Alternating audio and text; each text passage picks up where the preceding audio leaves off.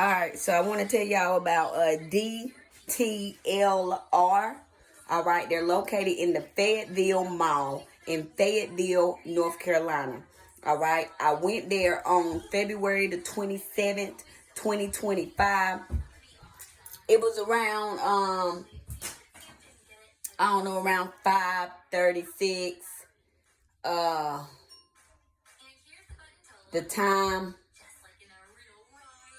The time was about,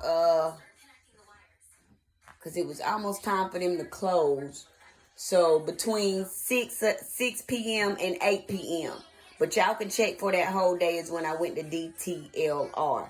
All right. There was an employee in there who participated in organized crime. I was looking for some shoes for my son, and she lied and told me that they didn't have the size.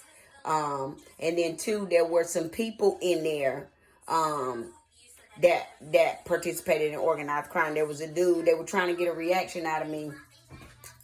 There was a dude,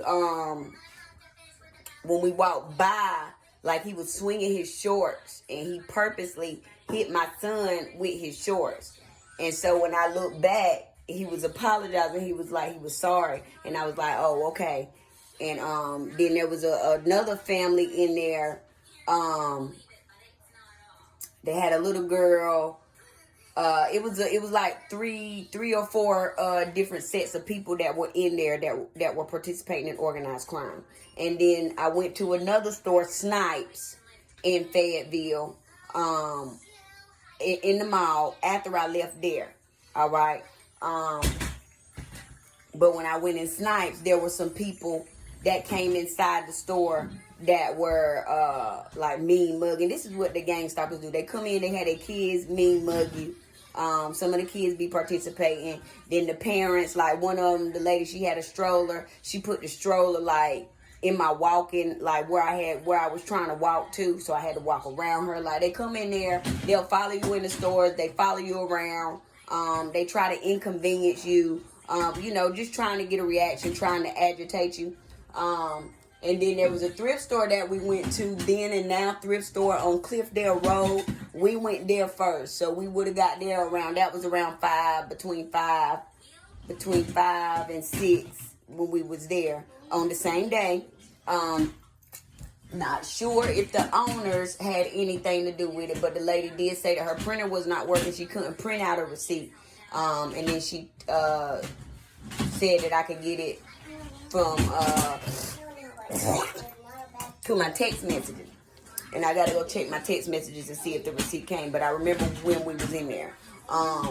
But there was a dude when we first got there. He was on a bike, and he sent a signal to somebody. I don't know where the somebody was, but he sent a signal to somebody because there was a bike in front of the thrift store. He grabbed that bike while he was on his bike and rolled off. So that was a signal to somebody. I don't know who it was a signal to. I don't know if anybody over there in that strip got cameras that work.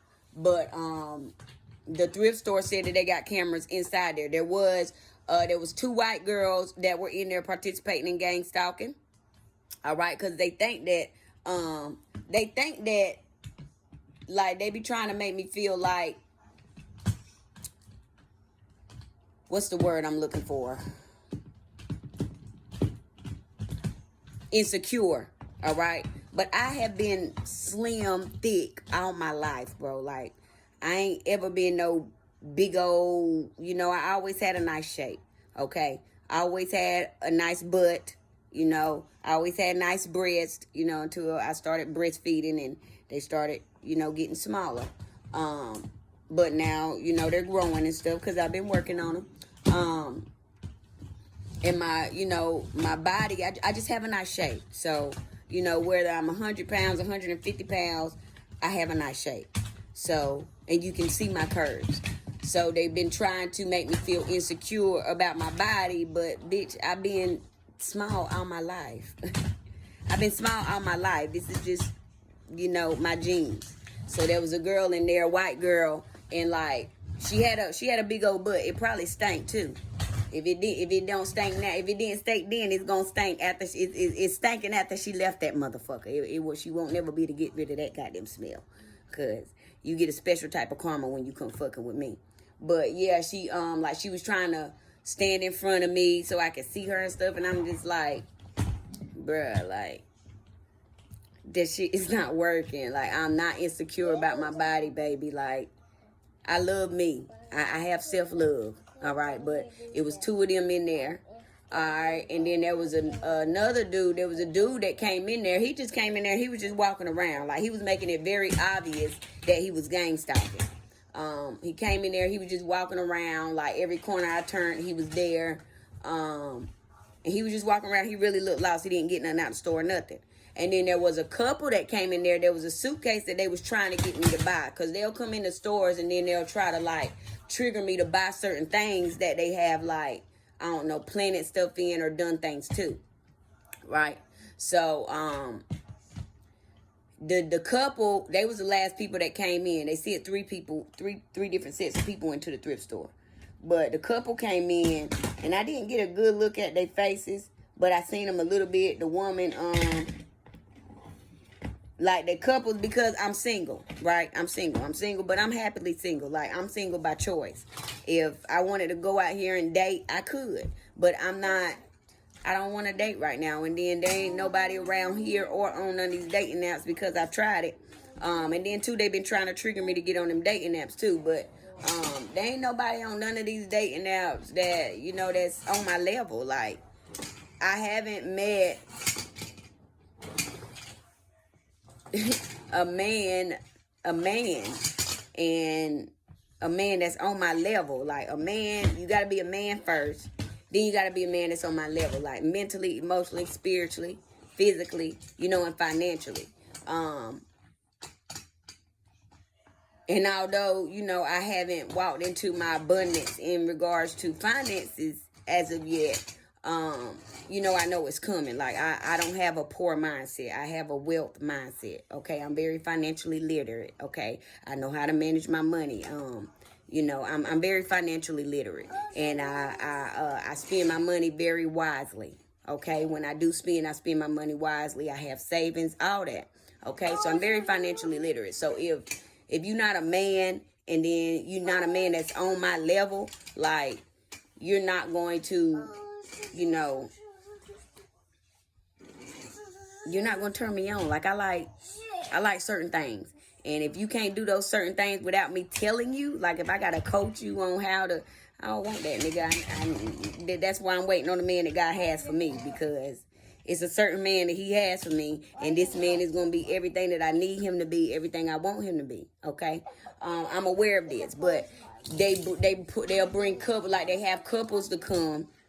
Like, I went to Food Line on my son's birthday, which was February the 16th. The Food Line on off of Roberts Avenue in Lumberton, North Carolina. And there was a couple in there, and they was getting a cake for their son. And, like, they be doing little shit like that, trying to make me feel some type of way, because I ain't, you know, I'm a single parent. You feel me?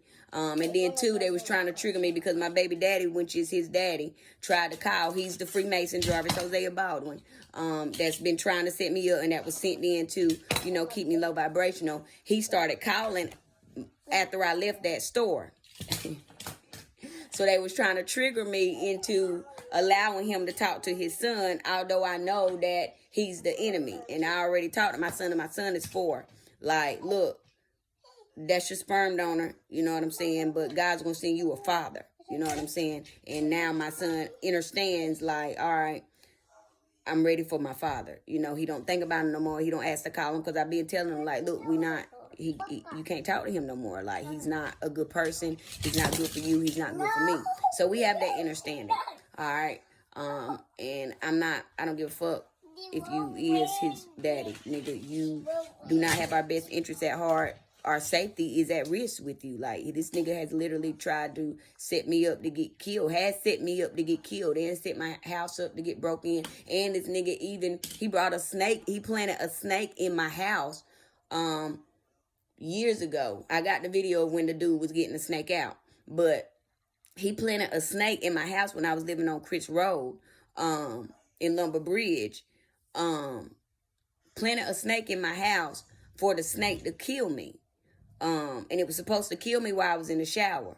All right. He acted like he seen it while he was in the shower, when really he was just letting me know, like, hey, it was a snake in here. He was preparing me for the setup. So then a couple days later, he was gone, and I was at the house, and I was washing, and something told me to get out of the shower. When I get out of the shower, I get to the bathroom door, and the snake is trying to come up in there to get me.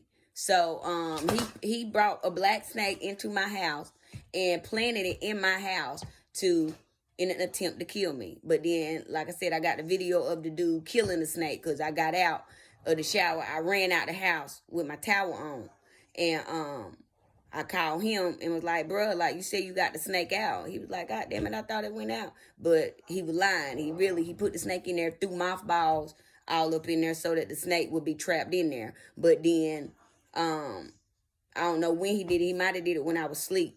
Moved the mothballs, and then had the snake, whoever did the root work or the voodoo, because that's some voodoo shit. Whoever did that work,